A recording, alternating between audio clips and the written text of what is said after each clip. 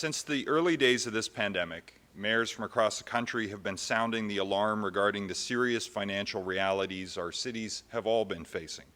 The City of Edmonton, like many big cities across the country, has faced immediate, significant, and non-recoverable losses related to delivering essential services during this pandemic, such as transit, waste, emergency services, enforcement, and other frontline services that Canadians depend on.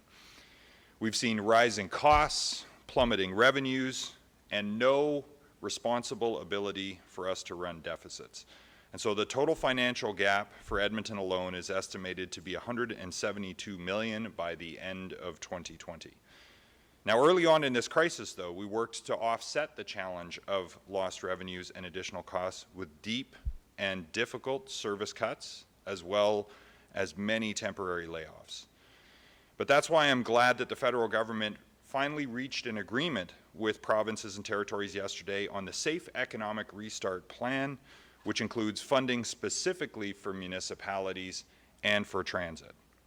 This is helpful as Edmonton Transit Service, like many systems across the country, has suffered significant impacts of COVID-19 due to lower ridership.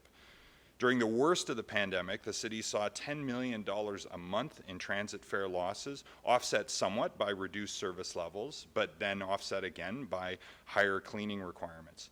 And by year end, we estimate a shortfall in revenue for transit of over $60 million, including significant enhanced cleaning costs and a continuing impact of up to $48 million projected for 2021 based on continued lower ridership levels. But and it's important to say, these are optimistic scenarios that assume no further lockdowns. This announcement is a validation of what mayors have been saying for months.